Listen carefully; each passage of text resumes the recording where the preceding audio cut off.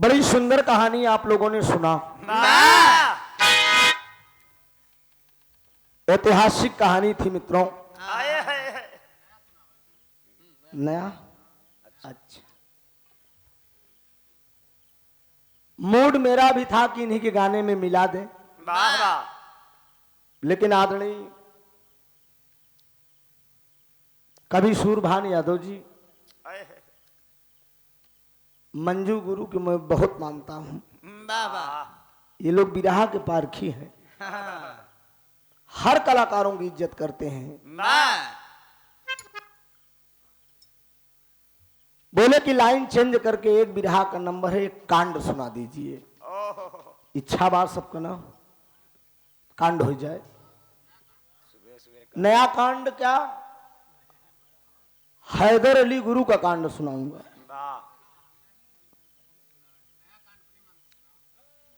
पहले को सुने ना, पहले निर्णय ले ले। नया है सुने ना, हल बला पहले लफ्सी चाटत है, बात सुरी न हुई, कहानी शुरू न भाई, गोइया खड़ा है। नया सुनाओ, नया जाता तुहिन कोनो कांड के उतर हम बनाए तुरंत गाय दी। हम बरजस्ता गवैया जा तू हर कराए, हर फोन के हमका बताए जा गायन हिया तक कही गए तुरंत हर बनाए हम गावत रहा। का करे भूमिका लगाए गावत रहा भाई, नाम का वहां पर लिखाए जा। नवा कांड हो जाए। ध्यान दीजिए, अब ने कहानी आप लोग सुने हैं। कहन त्रिभुवन तो हमार देवर बन गए, तो उससे छोट हो चाहे तो नहीं हो।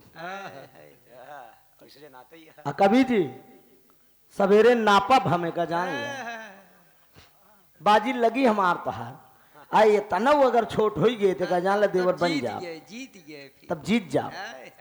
ऊंच हो जा तो समझ ल फिर हार जा।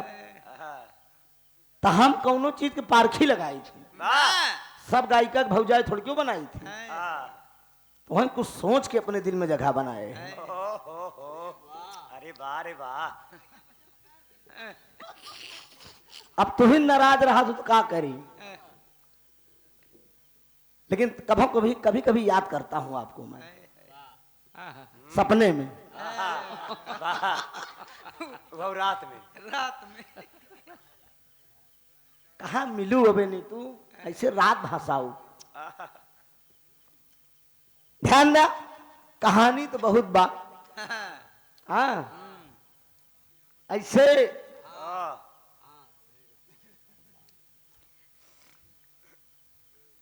एक शेर और एक शेरनी रहे। मौसिया वह नहाई हैं, कहने यार वो गया कहाँ, अल्लाह के बेचारा कपड़ा तो उनका सब गहना गुड़िया गोल हो गया। हाँ तो आखिर में निष्कर्ष निकला, कहने यार तू उनकर मौसिया नहीं, तुहार मौसिया खुद रहा जो लाई गया। तो इसे एक शेर और एक शेरनी रहे, दोनों प्राणी बैठा रहे। अब देखा बुरा न मानो, बुरा न मानो, होली है जान लग। दोनों प्राणी बैठा रहे, एक खिजवन है बानर रहा, समझा। और बनरवा आवे जब से सियरवा और शेरनिया और शेरवा बैठा रहे, वो बस बनरवा पहुंचे केवल ऐसे कहा तुम शेरनिया का है सधुआ से अपने की ई बनरे के जात करिया साला ई बनरे के जात। जब देखे तब हम मनसेधु हमार शेर हम शेरनी आवा तो काव काव कह के जात बा। शेरवा कहे तई मेहरारू के जात। लबर चटनी करे कहे चाहते नहीं का पहनते नहीं, ई खाव खाव करत बाटे आई के कहे करे हम अनरे बनरे से लागब, मैं शेर हूँ। अब बनरे से लागब तो हमार कितनी इज्जत रह जाइए का बताओ। कहे तो हिम्मत्या नहीं ते करे तनी हिम्मत, हम दोनों प्राणी बैठा ये खाव खाव कह के जाए। वही भाई साहेब एक दाई दोनों प्राणी बैठा रहे, फिर बनरवा वही माना नहीं शेरवा नहीं बल्कि सरनिया पहेट ले। आगे आगे बनरवा भगा जात बा, पीछे पीछे सरनिया भगी जात बा। अब बनरे के जात बहुते चालाक हो जान ला कहाँ लगे जानता हाँ उल्ले के जो प्रधान जी सैफन डलाए रहे पुलिया छुटकी एकदम बहुत जेमा कम जगह रहा था लाई के बनरवा जल्दी सिंगाव में घुसर के हर से निकल जाए और सरनिया मारे तांग जब ओलियान भाई भैया ओलियान तो उसने बताई का बताइए पंचव नहीं बतावा आधी शरीर ओकर अंदर होगी आधी बहरे रहेगी। फांसी गया लौट के आए बनरवा लौट के आए ए शेरनी ए शेरनी अब बताओ तो फोटो केहर से खींची पीछे से जगह बा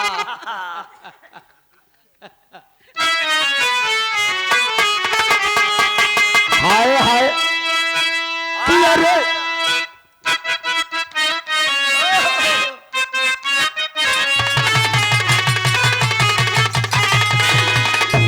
एकदम मौके की जीत बच गई दोस्त।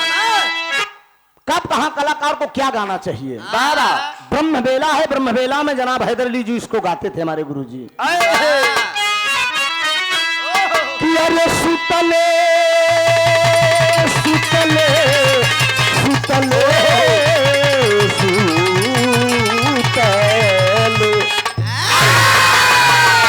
कि अरे सूतल बलम के कि अरे सुतल बलम के जगाई दे रे नने जी कि अरे सूतल बलम के कि अरे सुतल बलम के जगाई दे रे नने जी भोर भयो सुतल बलम के जगाई दे रे नने जी भोर भयो सुतल बलम के जगाई दे नने जी भोर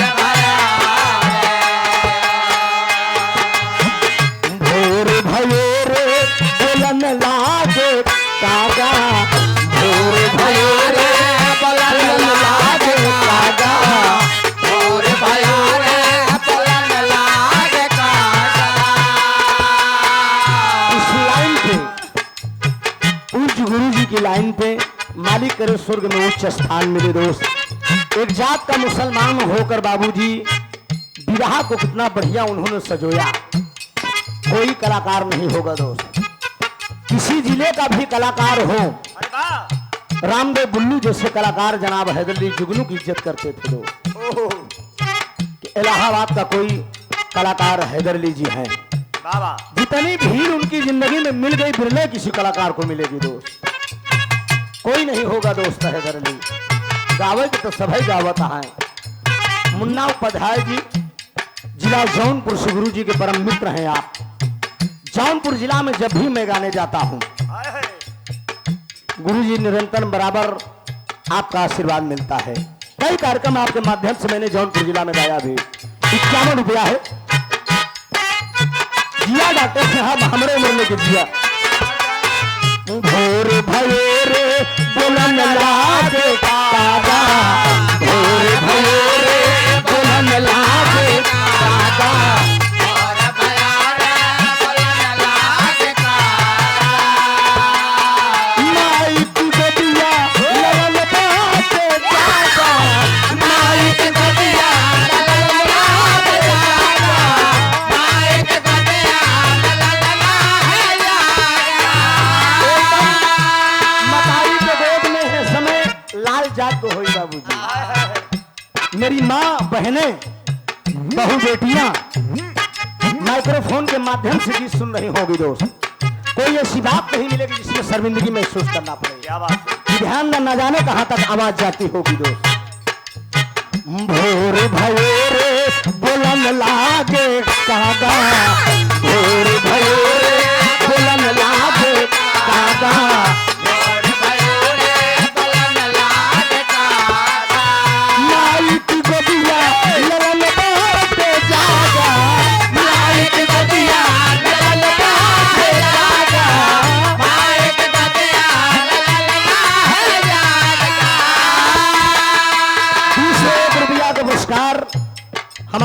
हम का भाई मेरी हर परिस्थितियों में आप मेरा साथ देते हैं दोस्त। सूरभान यादव जी हनुमानगंज फतुहा हमसे कहन गाना नीतू राज से करवाऊ। हमारे रिश्तेदार खिया हमके देखा भैया पूछ रहा नीतू गई ही कि न गई ही, बड़ी नाराज चलते रहे हमसे। तो बताएं हमका भैया कहने तैयार हैं गावे बड़े। हमके हर इच्छा नारायण के 200 रुपया का पुरस्कार। कलाकार की कोई दुश्मनी किसी से थोड़ी क्यों है। जिंदगी 4 दिन के बाद गावा बजावा खूब बात तनी के कहीं कहीं हो जात है, मिजाज में तो हो जात है, ऐसी कोई बात नहीं है। 200 रुपया का पुरस्कार।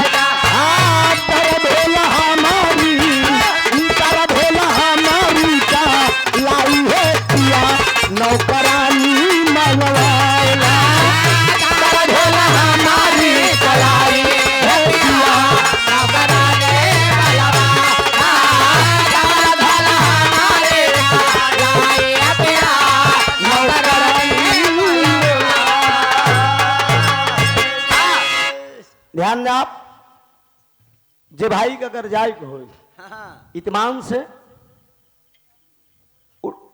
नाय नाय कुर्सी न छोड़वाओ भैया, आराम से आज जेके बैठ के इत्मीनान से बिरहा सुने को हो दोस्त। कोई घमंड नहीं है, कोई चैलेंज नहीं है, लेकिन अभी नीतू जी ने बताया ऐतिहासिक कहानी में, कहानी बहुत खूबसूरत थी, बढ़िया भी लगा, हमें भी अच्छा लगा। कलाकार को इसी ढंग से गाना चाहिए कि कहानी में एकदम घुस कर गाए, पब्लिक के दिल पे राज करे, उसी को कलाकार कहा गया। कलाकार का मुंह नोचे तो वो कोई कलाकार नहीं है, वो बदतमीज है, ये जान लीजिए। चाहे लेडीज कलाकार हो चाहे जेंट्स कलाकार हो, अपनी प्रस्तुति पर ध्यान रखना चाहिए। सदियों ये मैंने अनुभव किया है, मेरा तो रिकॉर्ड रहा है। मैं कभी किसी को कुछ कहा नहीं, अगर जो पीछे आगे लोग कहते हैं तो पीछे भाई हम छोड़ित नहीं, थोड़ा हम तो जिद्दी टाइप के है। फिर हम अपने उतर जाई थी एकदम कि साला कुछ भी हो कई, हाँ भाई क्या कैसे दिया भाई, कैसे, अरे पानी गए फिर जिंदगानी कौने काम के। हाँ मर्द का मर्दांगनी अगर चली गई तो फिर बेकार ही भाई। हर कलाकार अपनी इज्जत के लिए, मीरा मूर्ति को मैंने कुछ कहा नहीं था उस दिन, लेकिन मीरा जी ने कुछ गद्दारों के कहने पे शुरू किया तो मैंने भी नहीं बख्शा उन्हें। हमने कहा चलो तुम भी सीखती जाओ कि मैं प्रयागराज का कैसा कलाकार हूं। आइए एक सामाजिक स्तर का कांड आप लोग सुन लीजिए, यकीनन कहानी आप लोगों को पसंद आएगी दोस्त। चला मार साहब।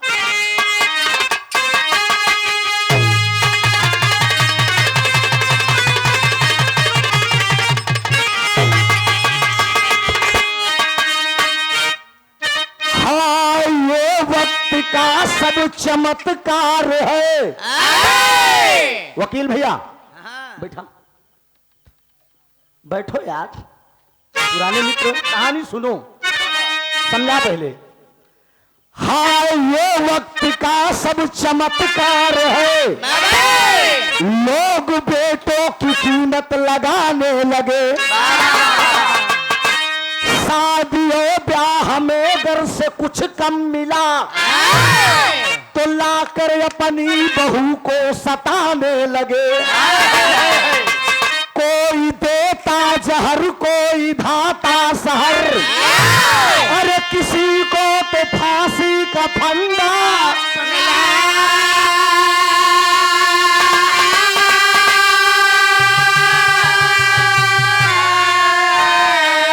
अरे धन की सरिता प्रबल लोग से बह चली, लोगों को अच्छा खासा यह धंधा मिला।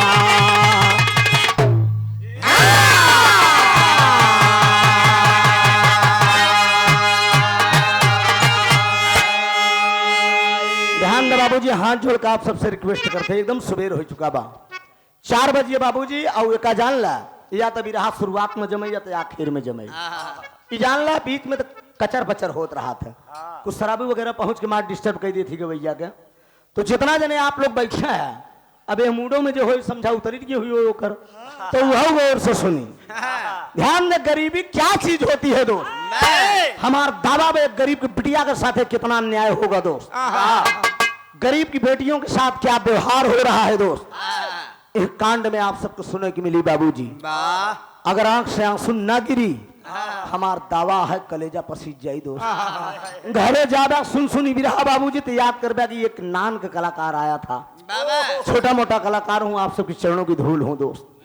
कवाली दिया गया है उस्ताद वाली।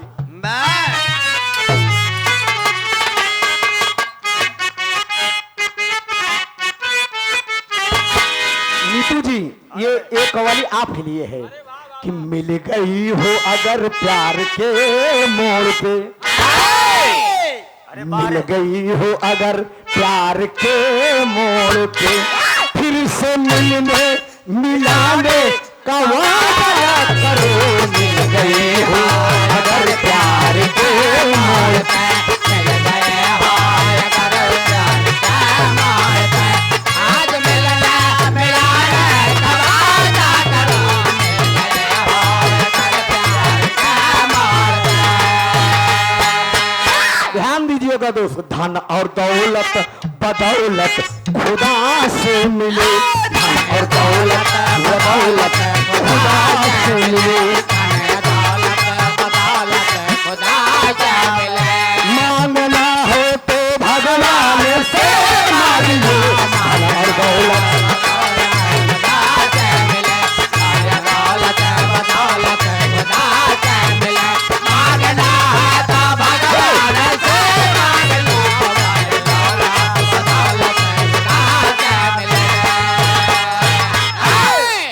हाँ दे दा।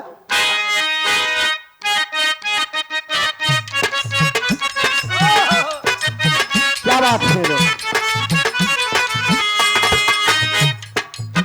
गौर से सुनिए एक कहानी मैं सुनाता हूँ, गौर से सुनिए एक कहानी मैं सुनाता हूँ, राजस्थान की एक बात मैं बताता हूँ। लगे मुन्ना, शेखर कुसुम, शेखर कुसुम,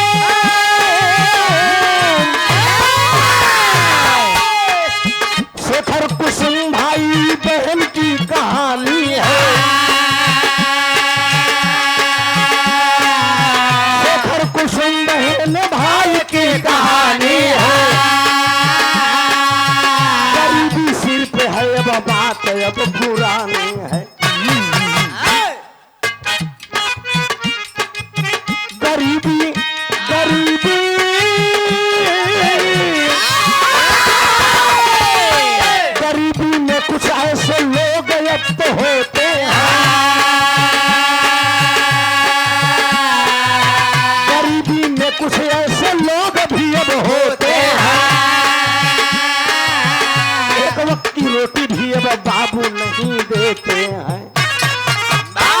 तनी कहानी पर बाबूजी। राजस्थान की ये कहानी है। राजस्थान में एक शहर है बाबूजी, जो शहर का नाम है जयपुर। जयपुर शहर के अंदर एक इलाके के जाने माने सेठ थे, जिनका नाम था प्रभुदयाल। लंबी टोपी, लंबा कुर्ता, हाथ में सोटी लिए हैं दोस्त। इलाके के जाने माने सेठ हैं प्रभुदयाल। लेकिन बाबूजी शहर जयपुर के बगल में एक गांव बा बाबूजी, जो गांव का नाम बा रामपुर। रामपुर गांव के अंदर एक भाई और एक बहन है, जेकर नाम बा बाबूजी, भाई का नाम शेखर है, बहन का नाम कुसुम है बाबूजी। माँ बाप बचपन में गुजर गए बाबूजी, लेकिन एक वक्त की रोटी नसीब नहीं हो रही है। माँ बाप बचपन में गुजर गए, चाचा दादा सब लोग हैं, लेकिन कोई इज्जत नहीं दे रहा है। दर्जा 8 तक शेखर पढ़ा है, कुसुम भी प्राइमरी तक पढ़ी है बाबूजी। और शेखर का एक ही दोस्त रहन, जेकर नाम बा रवि। मालिक ने रवि पढ़ लिख कर आज इंस्पेक्टर हो गया, लेकिन वक्त मजबूर के दोस्त शेखर कुछ ना ही कर पाए। गरीबी इतनी लाचार हो था, शेखर ना ही पढ़ पाए। धीरे धीरे कुसुम बहन सयानी हुई गई। अब चच्चा आई गए, ध्यान दे, कहा कि नकल ए बाबूजी स्वर्गीय हफीज चंचल ये वार्ता करते रहे। बड़ा बिरहाम उनके साथे गए है, बड़ी लड़ाई भई बा। ए बाबूजी एक एक रोटी के मोहताज कुसुम बहन धीरे धीरे सियानी हो गई। अब बाबूजी दर्जा 8 तक शेखर पढ़ा। अहर एक दिन इलाके के जाने माने सेठ 1 रुपया का पुरस्कार स्वर्गीय हफीज चंचल जी के वार्ता का नकल पे ऐसे चुआई को बोलते ही रहे। 100 रुपया हमारे सूरभान भैया का बहुत विप्लाम बा, मालिक करें खूब दिन दूना रात चुगना कमाई करा दोस्त। हम और दिन लाए का है बाबूजी,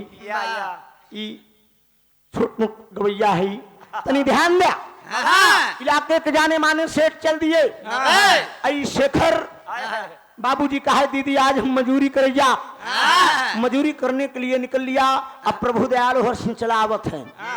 प्रभुदयाल को जब देखा, शेखर कहा दादा पालागी, कहा ये तरह बटवा कहाँ करे, कहे बाबूजी हमार रामपुर बा। कहन कुसुम तोहार बहन, कहन हाँ। अरे कहन पगलाते हमारे मित्र का लड़का है, लेकिन एक बात में तर्ज बमना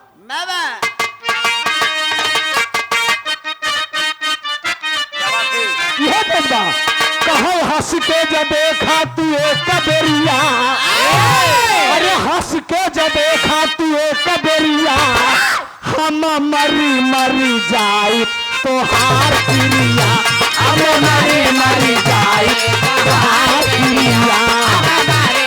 पुरानी है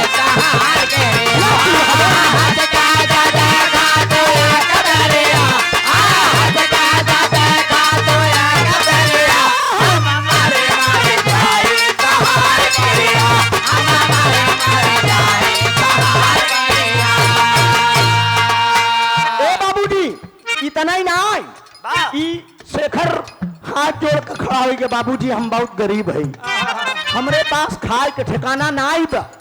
लेकिन बाबूजी प्रभुदयाल कहता क्या है, पहली नई हर में बहुत दुलार बहिनी, पहली नई हर में बहुत दुलार बहिनी, पहले देखा भाई हम चल के तोहार बहिनी, पहले देखा भाई हम चल के तोहार बहिनी।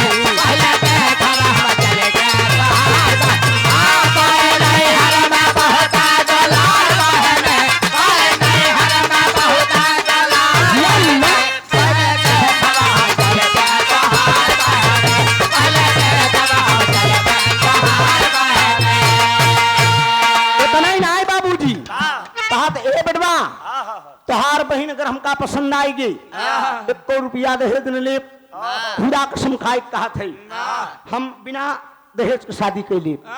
कहा ठीक बा बाबूजी, चचा ले आएंगे, शांत रहे एकदम। ले आइए बाबूजी। हाँ। वो गरीब हाय हाय हाय गरीब की बिटिया बाबूजी फटही लुगरी पहने बा, फटही लुगरी या और बाबूजी टूटही खटही, टूटही चार पाई तो बाबूजी बैठाई देस। आज बैठाई देस बाबूजी कहियो पेउना लगा बा। दोस्त हाय हाय गरीबी कहावत कही बा मंजू भैया, कभो कभो किचड़ों में कमल खिलत। बिटिया एक लोटे बा मालिक के देन देखा, इशारा किया जल जल पान जमन रूखा सूखा रहन बाबूजी। गरीब कराएस कहे ए बहिन ए कुसुम आज मेरी दीदी हाय हाय दादा प्रभु दयाल तो का देखे बदे आई हैं। अरे बाप रे बाप गरीब गरीब की बिटिया जरूर हो बाबूजी, लेकिन अजोरिया जैसी कुसुम दरवाजे पे आई के खड़ी हुई गई।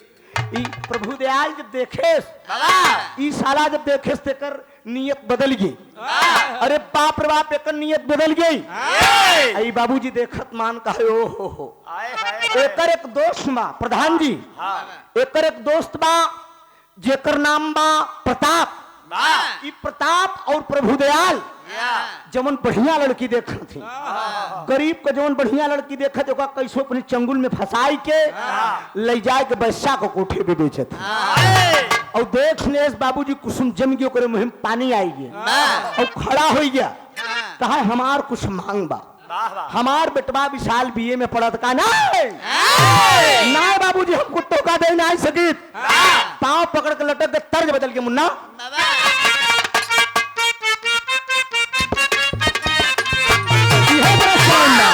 कहा गोरी छम छम पयलिया बजावे लगली, लेकिन तर्ज से ही भाव देखा हमार कम ना आए बाबूजी। वो गरीब पांव पकड़ ले, गरीब पांव पकड़ के प्रभु दयाल कहा थे बाबूजी अरे कुछ मागाजिन मांगा नवा गरीबी घेरा, कुछ मागाजिन मांगा नवा गरीबी घेरा, कुछ मागाजिन मांगा नवा गरीबी घेरा। अरे खाए के ठेका नहीं सब ये कहार भाई, अरे लागी हम चरण में गरीबी घेरे बा, कुछ मागाजिन मांगा नवा गरीबी घेरा।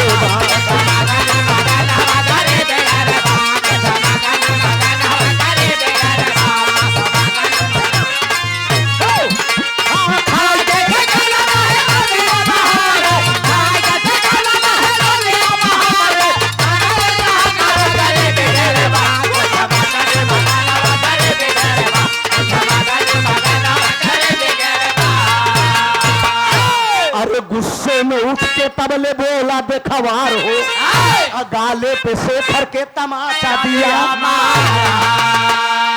एक चाटा खींच के डर दे कहा हराम घोर तेरे पास पैसा नहीं बा, तेरे पास पैसा ना आई बा तभी ना दहेज के शादी कैसे होई। रख अपने बहन के ये कुसुमुआ जिंदगी भर कुंवारी पड़ी रह जाई। अरे बाप रे बाप इतना सुने मान का है प्रभु दयाल हम तो हाथ टोपी जलाई दे, खबरदार हम गरीब जरूर है लेकिन हमारे कोनो इज्जत बा, हम अपने बहन के आबरू लुटाई दे तब हमारे बहन के दुनिया समाज के लोग शादी करही, नहीं हमार बहन कुंवारी रह जाई। अरे बाप रे एक गरीब इंसान इलाका का जाना माना सेठ, इलाका का जाना माना सेठ को डांट दिया बाबूजी अपने दरवाजे से निकल जा, खबरदार गरीब जरूर है, हम गरीब जरूर है लेकिन एक मतलब ना आया, एक मतलब ना आया कि गरीब है तो हमार कोनो इज्जत ना आई, हमारो इज्जत यह है, हमारो बहन बिटिया गरीब के बहन बिटिया का कोनो इज्जत ना आई। अरे बाप कहा रख ई तोर बहन जिंदगी में कुंवारी रह जाई। अरे बाप रे बाप ई चला गया प्रभु दयाल चला गया। अब बाबूजी जब ये चला गया तो ये पहुंचा प्रताप के पास, प्रताप से कहा यार रामपुर में शेखर कुसुम दुई भाई बहना है और कुसुमा बड़ी सुंदर बा, अगर ओका फंसाई के ले गया बेट डूबे तो बहुत रुपया मिली। कहा चिंता न करा दादा हमका पता दे दा हम खोजब। और बाबूजी बात ओहर सेटिंग हुई गई बतिया तनी छोड़ दे, एहर बतिया या दोनों भाई बहन बैठ के दरवाजे पर रोवत हैं बाबूजी, दोनों भाई बहन बैठ के दरवाजे पर रोवत हैं तो तेरी के भाव है मुन्ना।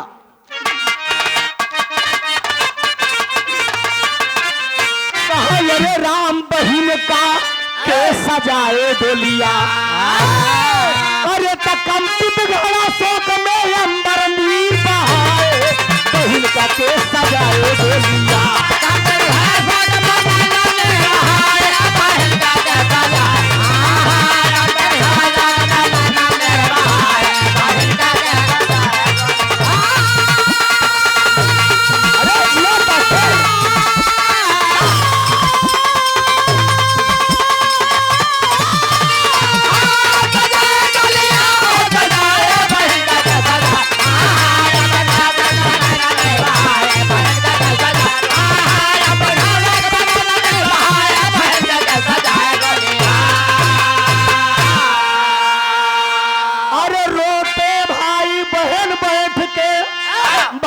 जवानी सर के भार,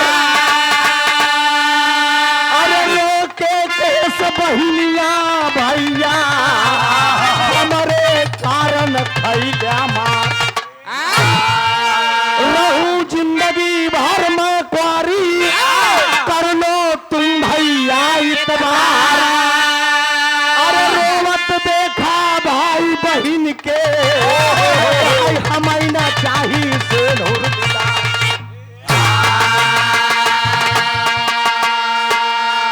ए बाबूजी, ए भैया, ई तो का तोरे गाल पर तमाचा मार के चल लगा प्रभु दया। एक गरीब के नाते ना, गरीब के नाते मार के चला गना।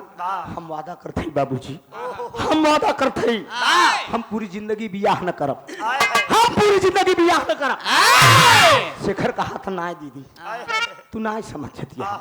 आज हमार माई बाप होते तो हम तहार शादी बड़ी धूमधाम से, लेकिन हमारे पास तोहरे भाई के पास इतना पैसा ना आए दीदी कि तोहार हाथ गीला कर सकी। ए बाबूजी, हम कभू बियाह न करब, हमारे मांग में सिंदूर ना चाहिए। और कहा तू सोचत है कि हमार हम तोहार इज्जत घटाई देव ना, हम कभू तोहरे दामन में दाग न लगे, हम दामन में दाग न लगे देव बाबूजी। इतना ही दोनों भाई बहन बतलात हैं दोस्त, जीवन ओकरे साथ उनका दोस्त रहन रवि, मालिक मेहरबानी देखा आज पढ़ लिख के इंस्पेक्टर हो गए। लेकिन वक्त देखा शेखर के यही के कहा थी समय कवि जी, देखा वो गरीब ना ही पढ़ पाए। हमारे साथ का लड़का आज कितना पढ़ा, सीआरपीएफ जवान है बाबूजी, कितना अधिकारी हो गया है। कभो कभो हमारे लगे फोन करे थे, कहा थी त्रिभुवन हम तो यार अधिकारी हो गए, हमके भाई हम बिरहिया हो गए। भाई साहब तू सब रिटायर हो गवर्नमेंट तो का पेंसिल दे भाई, हाँ हमका का पेंसिल मिली भाई। कभो कुमार साथी संगति कहा थी यार जो तुम कमा रहे हो वो हम नहीं कमा रहे हैं, मरने के बाद तुम्हारा नाम अमर रहेगा त्रिभुवन। तो बाबूजी वक्त और समय का बात होता दोस्त, ये जान ले गरीब मजदूरी करत बा, पढ़ाई ना ही कर पाए, दोस्त इंस्पेक्टर हो गया। छुट्टी रवि कुमार आया बुलेट लेके तर तर तर तर तर तर तर दरवाजे पे आया है, शेखर के दरवाजे पे आया, कहा अपने दोस्त से मिलता चलो। बाबूजी कहा नमस्ते भैया शेखर, कहा नमस्ते भैया, कहा क्या बात से तुम रो रहे हो। कहा भैया दादा प्रभु दयाल हमारे बहन के देखे आए रहे, कुछ दहेज मांगे, हम इनकार कर दिन हमारे गाल पर तमाचा मार के चला गए, कहीं अपनी बहन की आबरू लुटा दो, बहुत रुपया मिलेगा। अरे बाप रे बाप, रवि जब ये बात सुने पैरों तले जमीन खसक की दोस्त, धिक्कार है। रवि तेरे कंधे पे, तेरे सीने पे स्टार लगा हुआ है, वर्दी पहना है तू, एक दोस्त कि बहन की आबरू लूटी जा रही है, तू नौकरी कर रहा है, हाँ तुझे धन दौलत की कमी नहीं है। एक बात शेखर से कहा कि हमें ठीक बात कही चाहिए थी। कहा बोला भैया का कहे चाहता, उड़ान है। शेखर ने तब रवि कुमार से सारी बात बताया, और रवि कुमार भीगी आंखों से मंजू गुरु है मित्र को गले लगाया हो। कहा अरे बहन का के सजाए डोलिया, कहा अगर इतराज में होते, अगर इतराज में होते खुशी मेरे मन आए, बहन का के सजाए डोलिया, अगर इतराज में होते खुशी मेरे मन आए, बहन का के सजाए डोलिया, अगर इतराज होता तो मेरे मन आए, बहन का के सजाए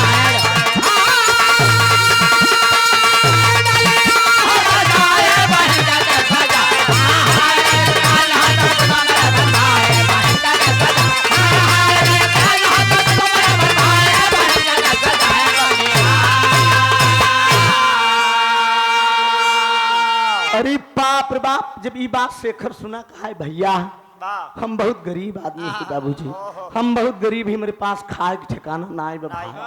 तू इंस्पेक्टर है, हम अपने बहन का कहाँ शादी तोहरे ऊपर कई हम जुआ है, हम समाज को बदल डालेंगे, समाज को एक नई चेतना देंगे। ये कुसुम मुझे बहुत अच्छी लग रही है, हम तोरे बहने से ब्याह करब, कोई करे या ना करे। कहा जा भाई हमका ये रिश्ता मंजूर है, हमका ये रिश्ता मंजूर बा। लियाए के मिठाई बाबूजी मुंह मीठा कराया, मारे खुशी के मारा रवि चला गया। अहर बाबूजी शेखर बड़ा खुश है, बारे दुनिया के मालिक, बारे दुनिया के मालिक। कहा हम अपने बहन के रिश्ता हेरत रहे, मालिक के घर देर बा लेकिन अंधेर ना आई। ये आप जान लो मुन्ना गुरु, ऊपर वाले का घर बहुत बड़ा बा, एक इंस्पेक्टर के साथ बिटिया के बियाह हो जाता। कुसुम कभी अपने मन में सोची नहीं है। हमारे खुशी में शेखर झूमटा का है, दीदी आज हम मजूरी करे जा, कुछ पैसा कौड़ी इकट्ठा के लिए तोरे बराती में खूब धूमधाम से एकदम बियाह करा। अब बाबूजी नौकरी खोजने के लिए चल दिया ये शेखर जयपुर की तरफ, रामपुर से जयपुर की तरफ जा रहा है। लेकिन यह कुसुम बहुत मगन बा, तरस के लाइन बा।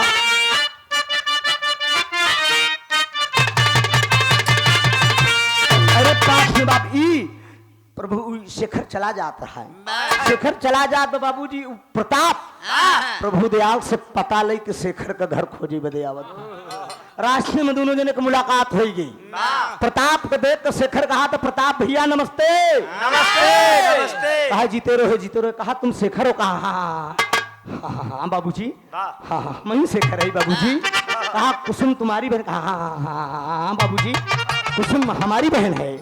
कहा उसकी शादी वादी करना चाहे तो? कहा हाँ हाँ बाबूजी आप गरीब लोग मदद करा तो। कहा का बाबूजी?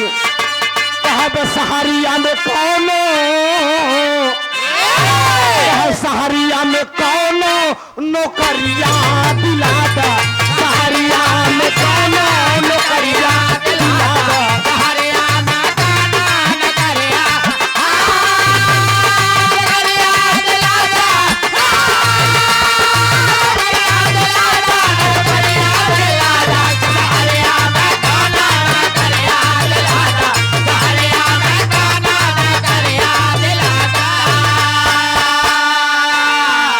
बाबूजी हमका एक नौकरी दिवाए दा शहर में, भेजबे बहिनिया के डोलिया ससुरावा, भेजबे बहिनिया के डोलिया ससुरावा, भेजबे बहिनिया के डोलिया ससुरावा,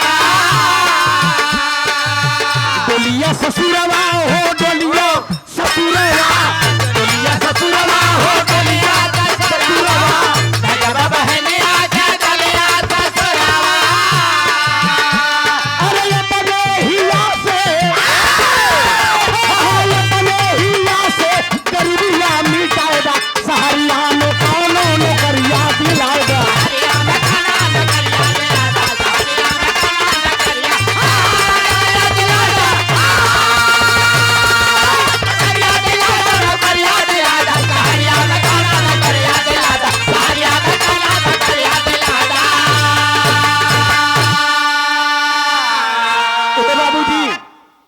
शेखर बोल दिया कहा बाबूजी हमका एक नौकरी दिवाए दा। प्रताप बोला की नौकरी मैं दूंगा, हम नौकरी तो का दे। कहा बाबूजी का काम? कहा तो का 50 रुपया रोज मिली, आने वाले मेहमानों को सत्कार से बैठाओ, मेरे बंगले की सफाई कर दो, झाड़ू पोछा लगा दो, बस इतना ही काम है। गरीब बड़ा खुश भा। कहा बाबूजी का काम बा? हम कल आई चला बाबूजी। देखा बाबूजी ये पूंजीपति लोग गरीब लोग को किस तरह से परेशान करते। ले गया बंगले का दरवाजा खोल दिया और लेकर झाड़ू बाबूजी शेखर जुट गया, लेके झाड़ू शेखर जुट गया, बंगले की सफाई करे लाग बाबूजी। इतने में प्रताप कहा था ए शेखर ये कुर्ता उतार के खूंटी में टांग दे, तब प्रेम से सफाई कर। कहा अच्छा भैया आप ठीक कह रहे हैं, कुर्ता उतार के खूंटी में टांग दे बाबूजी। इतने में कहा ए शेखर जरा एक गिलास पानी ले आओ। पानी ले बदे जब शेखर का बाबूजी तो ई प्रताप इतने में बाबूजी सोने की अंगूठी, घड़ी, सोने की जंजीर उतार के वही मेज पे धाई दे। पानी पिया और कहा ले जाकर गिलास रखाओ। गिलास रखे बाबूजी जब शेखर गा तो तीनों सामग्री उठाए के प्रताप शेखर को कुर्ता के जेबा में डाल दे। शेखर को कुर्ते के जेबे में डाल दिया बाबूजी। आ जब डाल दे तो वो गरीब बाबूजी गिलास रख के आए, लेके झाड़ू जुट गया। लेके झाड़ू जुट गए, इतने में प्रताप कहा तो ए शेखर का टाइम भा कहा भैया तो घड़ी तो आप ले रहे, घड़ी तो आप हाथ में रही बाबूजी, आप ही जाना। कहा हराम खोर घड़ी हम यहीं रखे तो क्या हुई? कहा बाबूजी हम ना ही जाने घड़ी आपको, आप घड़ी आप ही जाना, हमका ना ही मालूम है बाबूजी घड़ी आप हाथ में रही। कहा हराम खोर तुम चोर हो? कहा ए बाबूजी हमारी बहन की शादी होने वाली बा, हम चोर ना ही है, हम गरीब जरूर है लेकिन बाबूजी चोर ना ही है। ऐसी बात न बोला बाबूजी, अपने मुंह से हम तोहरे घरे नौकरी करी आई है। कहा साले तुम चोर हो? उतारा इस बाबूजी जेबा में हाथ डाल निकाल के पूरा माल बरामद कर दे। तेरे चाटा पर चाटा, चाटा पर चाटा डल दिया। थाने में फोन कर दे, दरोगा साहब भी पूरी फोर्स के साथ आएगी। ओती के बहन निखोती के यार पैसा है पास में तो साथी। बुल्लू गुरु गाए रहे न कि जगतिया में कोई नहीं अपना, बनले के सार बहनोई। बाबूजी वक्त और समय जेकर खराब हो जाए तो केहू पूछे वाला है धरती पे बार ना आए। आज दरोगा साहब आई गए, कहा क्या बात है? कहा ये मेरे घर नौकरी करने आया लेकिन ये साला चोर है। दरोगा साहब भी मारे पीछे, कहा क्यों बे? कहा नहीं साहब तर्ज लग गए।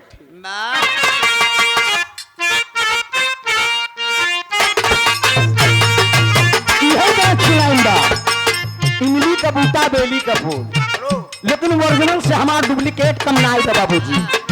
हर होता बा बोला दरोगा साला है चोर, बोला दरोगा साला है चोर, बोला दरोगा साला है चोर। ना हक कमीना करता है चोर,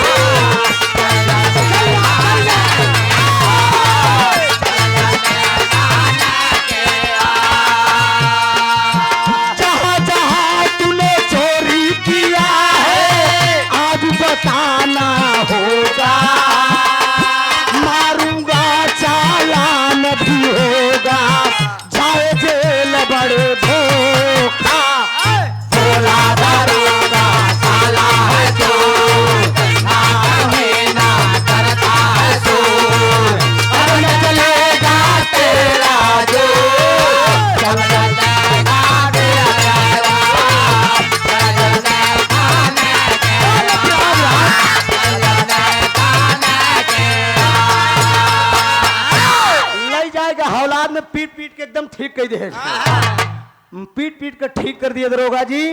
माल बरामद था बाबूजी, लेकिन शेखर का चालान हो गया। शेखर का चालान हो गया, शेखर जेल चला गया बाबूजी। और जब शेखर जेल चला गया तो ये प्रताप पहुंच गया प्रभु दयाल के लगे। प्रताप पहुंच गया प्रभु दयाल के लिए, कहे दादा काम तो बन गया।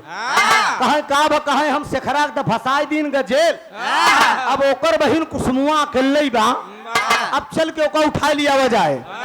गौर करेंगे बाबूजी 12 बजे रात में, 12 बजे रात में साला हराम खोर प्रताप बाबूजी शेखर के दरवाजे पे पहुंच गया। वो गरीब की बिटिया बाबूजी अपने भाई का राह ताकत गया, अपने भाई का राह तक रही कि मेरा भाई मजदूरी करने गया, मेरा भाई मजदूरी करने गया है, हमारे भैया पता न दिन भी भोजन किया है कि नहीं। अब बाबूजी वो अपने भाई का राह तक खड़ी है दरवाजे के पास, लेकिन इतने में बाबूजी वो प्रताप दरवाजे के पास पहुंच गया। दरवाजे के पास पहुंच गया और दरवाजा खटखटा दिया बाबूजी। दरवाजा जब खटखटा दिया बाबूजी तो कुसुम दरवाजा खोल दिया। सोचे कि हमार भैया मजदूरी करके आई है, मेरा भाई शेखर घर पे आ गया। अब बाबूजी जब दरवाजा खोल दिया तो सामने खड़ा कौन है? प्रताप खड़ा है। प्रताप को जब देखती है कुसुम तो कहती प्रताप तो कैसे मेरे दरवाजे आ गए? कहा, चुप रहो चुप रहो चुप रहो, पर निकल आए है एक थी।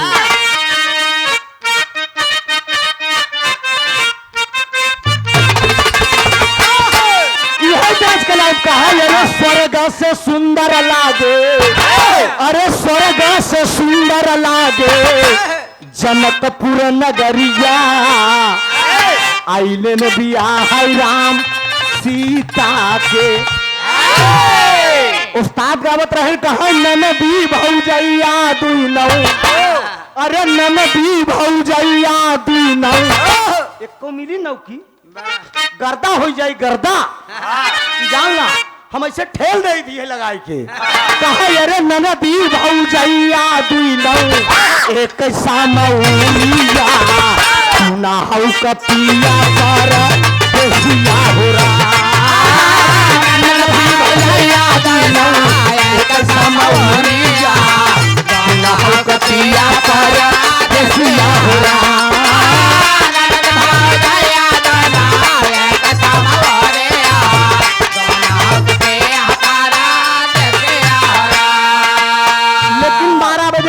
बाबूजी 12 बजे रात में बिटिया खड़ी है बाबूजी, आई के पापी बोलई, आई के पापी बोलई शेखर के दुआरिया, आई के पापी बोलई शेखर के दुआरिया, भोला के वाला सही हो, आई के पापी बोलई शेखर के दुआरिया, भोला के वाला सही हो।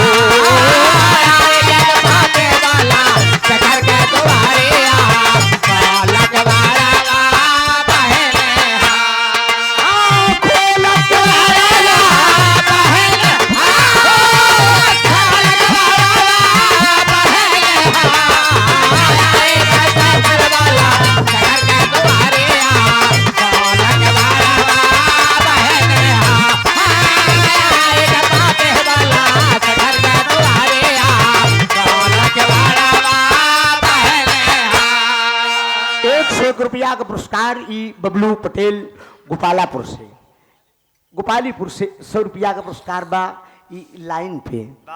दिखाई बिरहा हमार दावा बगर गावे वाला गवैया हो तो धरती से बिरहा कभो न जाई, थोड़ा सा डाउन जरूर हो जाए लेकिन जाई ना बाबूजी। हमार धरोहर, हमारी आपकी धरोहर है बाबूजी, मिट्टी की गीते हैं।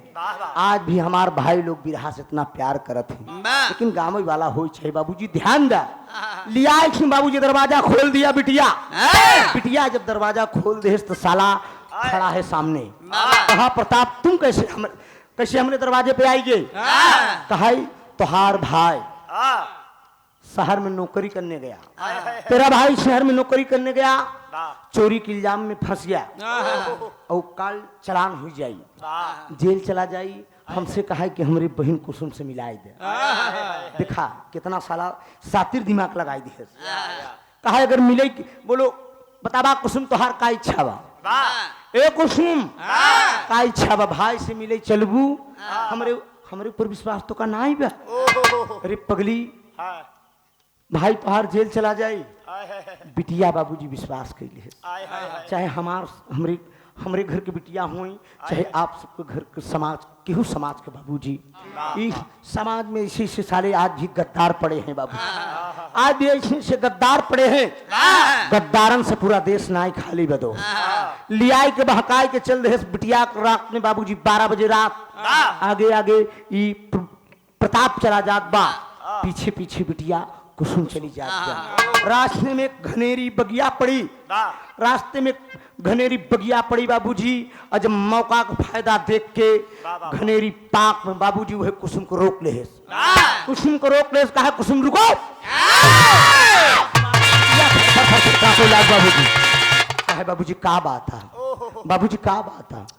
कहा ए कुसुम हम सुन का कहा थी लगाई कि मुन्ना लूटले बैरहिया में, लूटले बैरहिया में सारा सिंगारावा, लूटले बैरहिया में सारा सिंगारावा, भोला के वाला सही हो, लूटले बैरहिया में सारा सिंगारावा,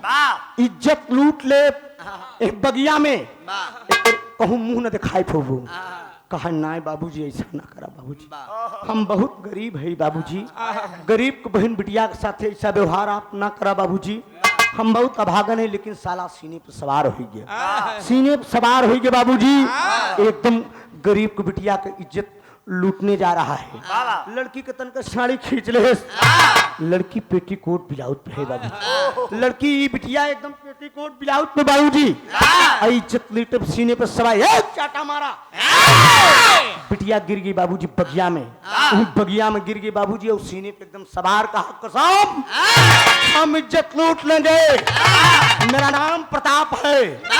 कहना है बाबूजी हमारी इज्जत न लूटा बाबूजी, हम बहुत अभागन है बाबूजी। अच्छा बाबूजी सीने पर सवार हुआ साला, इज्जत लूटने की कोशिश कर रहा है तो कुसुम आवाज दे रही है, बचाओ बचाओ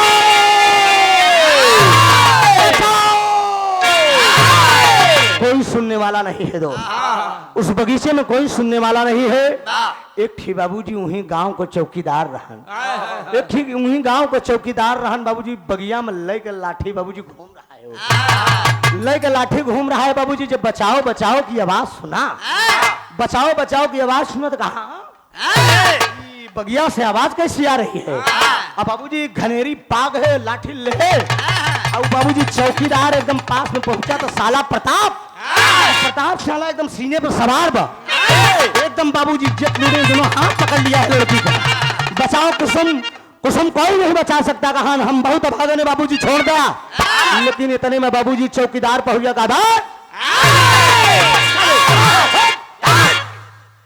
हरामखोर नहीं तो। अब बाबूजी चौकीदार पहुंच गए, प्रताप कहा तेरा नाम क्या है, कहा मेरा नाम सलीम है, दहाड़ दिया खित्ता दिलक,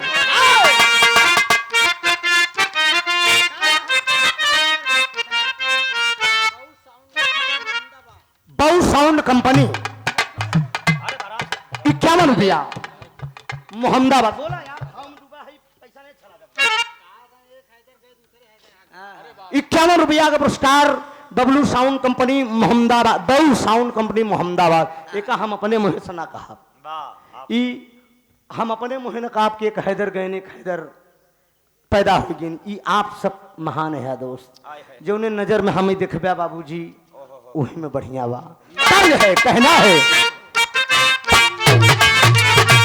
कजरा मोहब्बत वाला अखियों में ऐसा डाला, कजरा मोहब्बत वाला अखियों में ऐसे डाला, कजरे में ले ली मेरी जान, हाय रे आए हरे हाय रे आए मैं तेरी कुर्बान।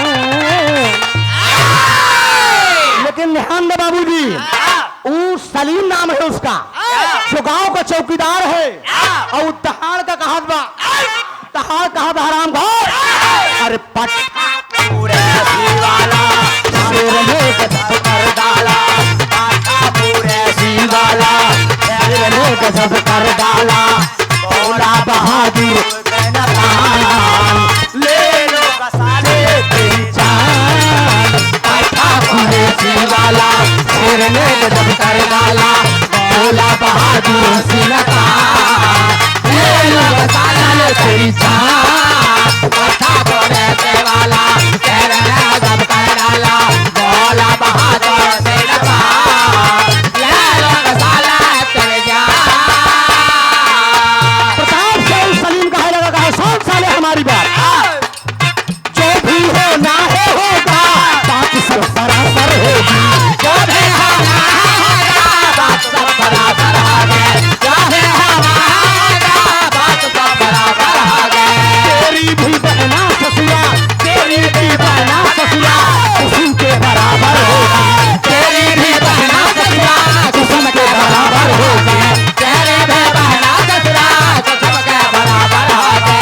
एक दिन आऊंगा मैं पंजा मिला ले मुझसे, जोर आजमा ले मुझसे, पंजा मिला ले मुझसे, जोर आजमा ले मुझसे, बोला बढ़ा दो पहलवान, ले लूंगा साले तेरी जान।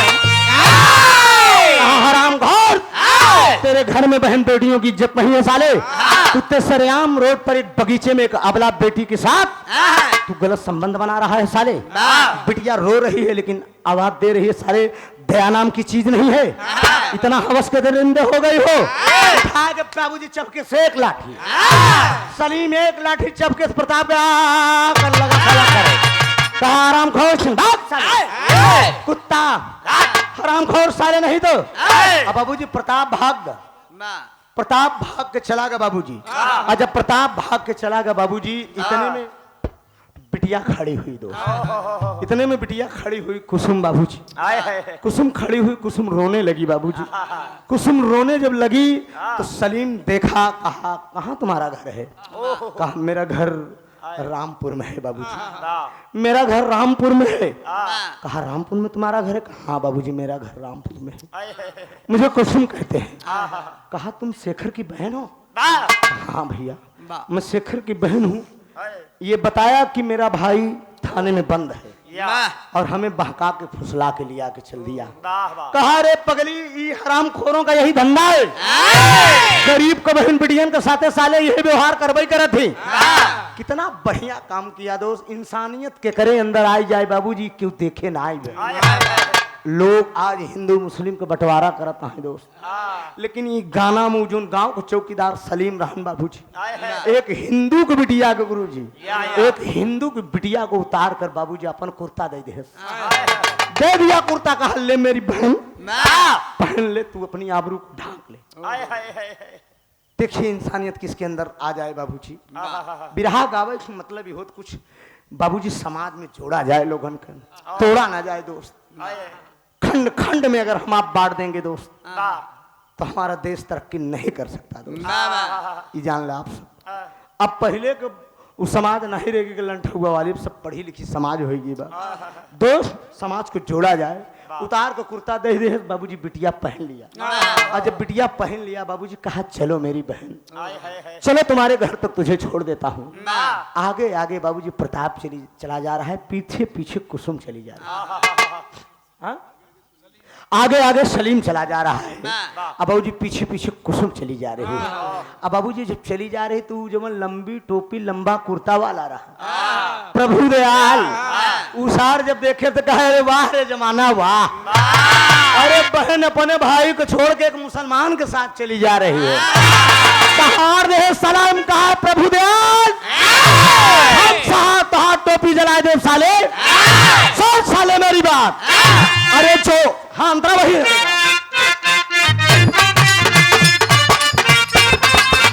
जो भी होना है होगा बात सब सरासर होगी। जो भी होना है होगा बात सब सरासर होगी। याद है होगा बात सब सरासर होगा। तेरी भी बेटी ससुरा तेरी भी बेटी ससुरा कुसुम के बराबर होगा। तेरी भी बेटी ससुरा कुसुम के बराबर होगा। एक दिन आऊंगा मैं बदला चुकाऊंगा मैं। एक दिन आऊंगा मैं बदला चुकाऊंगा मैं। अगर मैं हूँ सच्चा मुसलमान तो ले लूंगा साले। हरामखोर जात का मुसलमान अगर होंगे अगर सच्चा मुसलमान होंगे तो एक दिन जरूर मैं बदला लूंगा साले। शर्म नहीं लगती साले? तेरी बिटिया कुसुम के बराबर होगी। कह रहे हो कि बहन अपने भाई के छोड़ के एक मुसलमान के साथ चली जा रही है। मारे गुस्से में सलीम तान दिया लाठी बाबूजी। तान दिया लाठी दही लाठी पे लाठी जल लाठी पे लाठी जल रहा है बाबूजी। कुसुम खड़ी हुई के बगल में कहा और मारा भैया और मारा ये हरामखोर का। तब ले खतरा हो गया दोस्त। तब ले खतरा ही हो गया बाबूजी। जैसे सलीम उठाएगा लाठी ताने से जैसे सलीम उठाएगा लाठी ताने से प्रभु दयाल का मारे बेरे बाबूजी। और रास्ता सही से साला प्रताप चला जा रहा था। प्रताप चला जा रहा था बाबूजी। लाठी पीछे से ताना। अब प्रताप पीछे से आए कि बाबूजी सलीम का हाथ से लाठी से खींच। जब सलीम का हाथ से लाठी खींच लिया तो वो लाठी सलीम की बाबूजी प्रताप के हाथ लग गई। और जब प्रताप का हाथ लग गई बाबूजी उठा के खींच के एक लाठी मारा। शांत प्रताप एक लाठी सलीम की खोपड़ी पे मारा बाबूजी। सलीम की खोपड़ी दो टुकड़े में बढ़ गई। सलीम जमीन पर गिरा, तुरंत कहा हाय खुदा। बहन की इज्जत बचाया लेकिन परिपूर्ण रूप से नहीं। ना बचा सका। तो लगी एक लाठी खोपड़ी पर, सलीम हो गवा रवाना।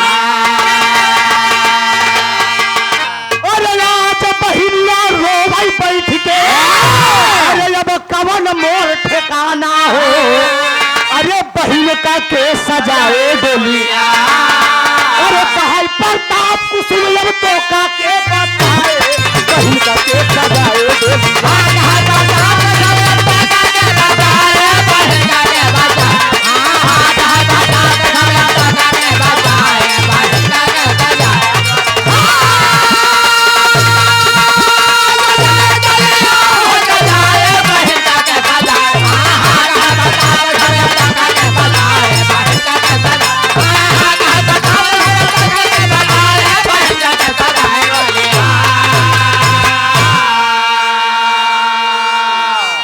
लाठी खींच मारे बाबूजी प्रताप सलीम को खोपड़ी पे। सलीम को खोपड़ी दो टुकड़ा में बढ़ गई बाबूजी। सलीम तुरंत जमीन पे गिरा, हाय खुदा कह के बाबूजी प्राण त्याग दिया। जब प्राण त्याग दिया तो प्रताप कहा ए कुसुमा, अब बुलाओ तो क्या बोलोगे। कुसुम समझ गई कि अब मुझे कोई बचाने वाला नहीं है, दुनिया के मालिक के सिवा मुझे कोई बचाने वाला नहीं है। और वो अपने किस्मत को वो बिटिया सोच कर रो रही है और क्या मालिक को याद कर रही है बाबूजी।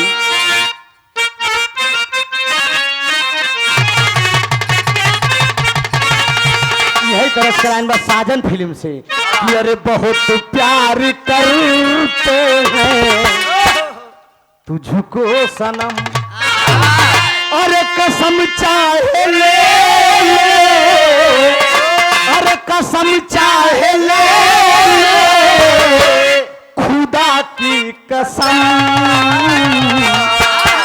बहुत प्यार करते हैं तुमको सनम।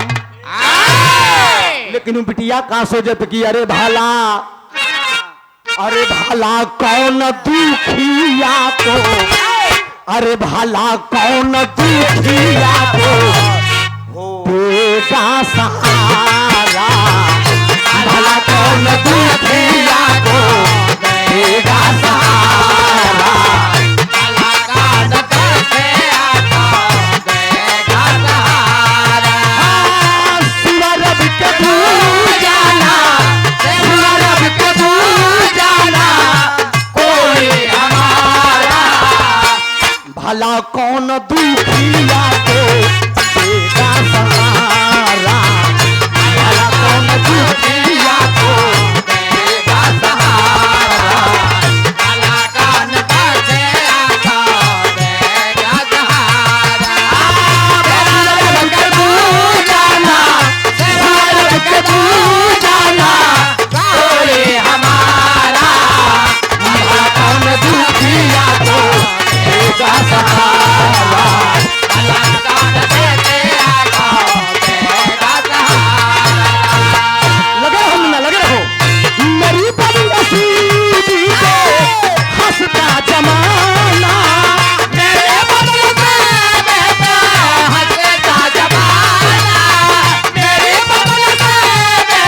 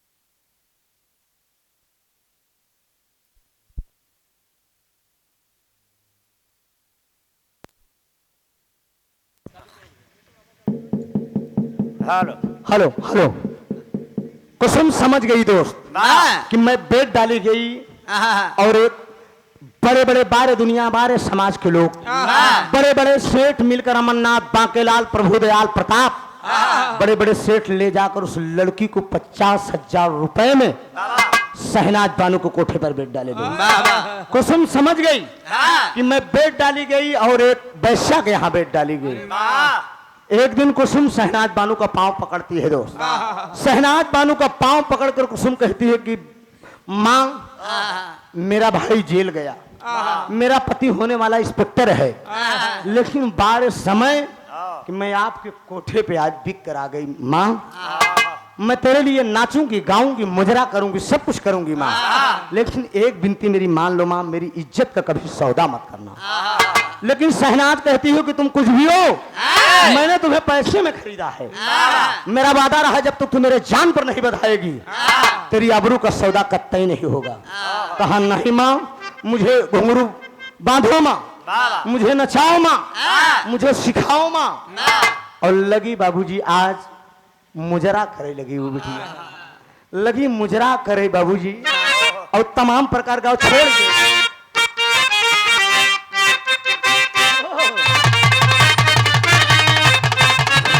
हमारे उम्र लेके जिया सुनो रे राम, सुनो रे राम। बस कनाई बे जल्दी, ये बड़ी टेढ़ बा। हैदर गुरु जवन जवन गीत गा के चला गए गवैया खोबरी आ जल्दी कोनो मास्टर बजायू ना हो सका।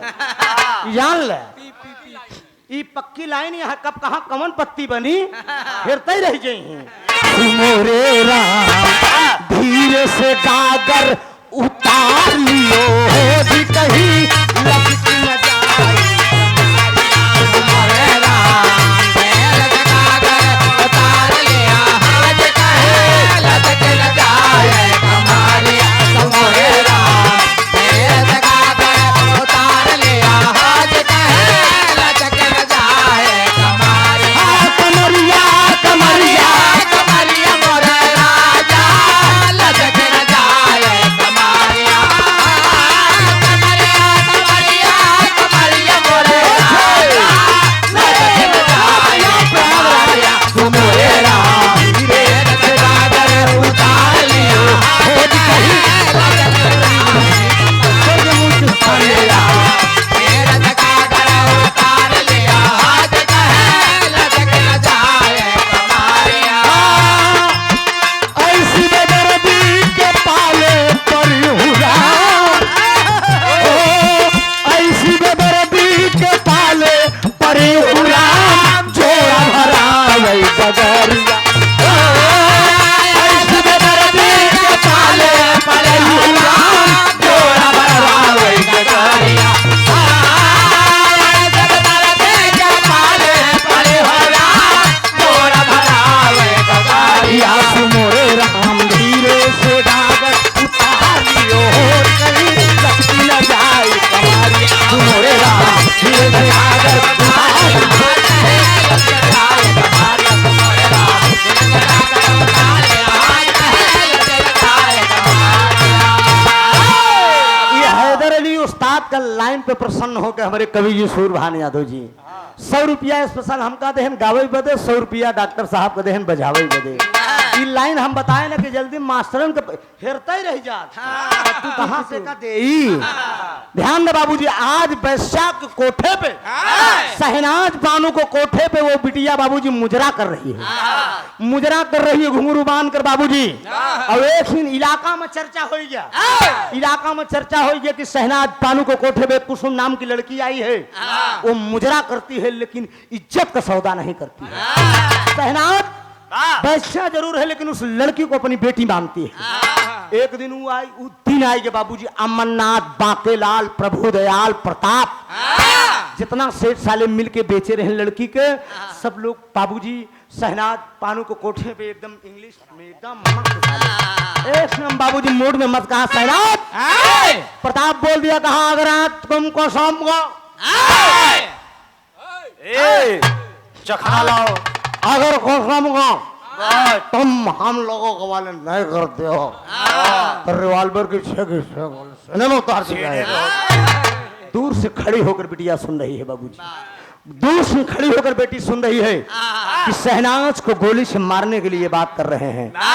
ये बात बाबूजी सुन लिया, शहनाज जा रही है कुसुम से बतावे के बरे, लेकिन कुसुम तब जो सुन के कहा मैंने सुन लिया माँ, मैंने सुन लिया, तुम एक वैश्या जरूर हो, एक वैश्या जरूर हो, लेकिन तेरे भी दिल में रहम है माँ। एक बेटी के लिए तूने इतना किया तो बेटी का भी फर्ज है मेरे रहते हुए अगर तेरे ऊपर गोली चल जाएगी माँ मेरी जिंदगी बेकार है।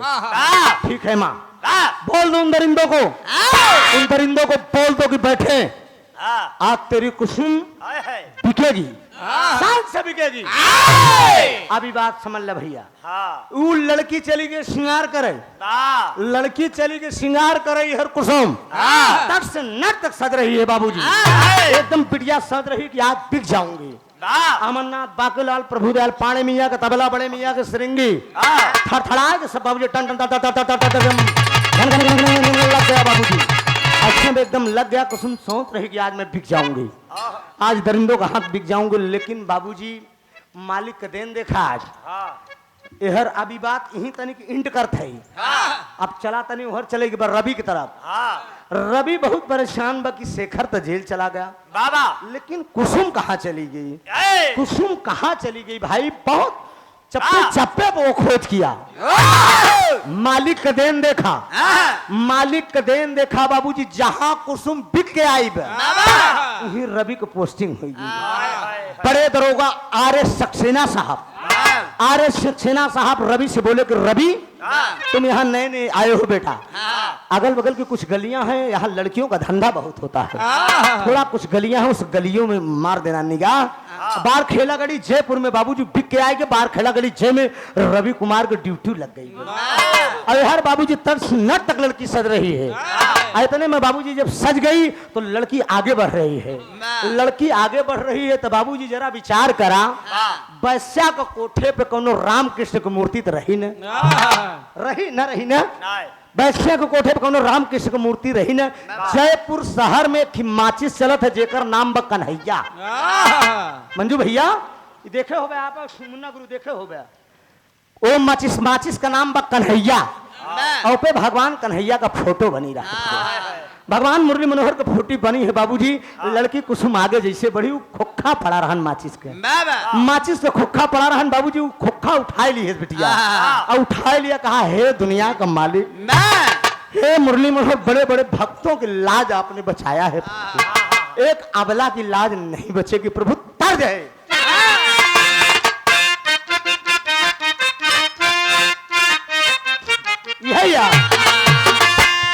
अरे तू जब जब मुझको पुकारे मैं दौड़ आऊं नदिया किनारे, जब जब मुझको पुकारे मैं दौड़ आऊं नदिया किनारे, जब जब मुझको पुकारे मैं दौड़ आऊं नदिया किनारे, हर पल तेरे रस्ना निहारे दिल लगे रहे तेरे दिल यारे, हर पल तेरे रस्ना निहारे दिल लगे रहे तेरे बिनारे, हर पल तेरे रस्ना निहारे दिल लगे रहे तेरे बिनारे। मुझे आंखों में बिठा ले, मुझे गले से लगा ले मेरे भोले साथिया, तुझे दिल दे दिया, मेरा दिल दे दिया, तुझे दिल दे दिया, मेरा दिल है।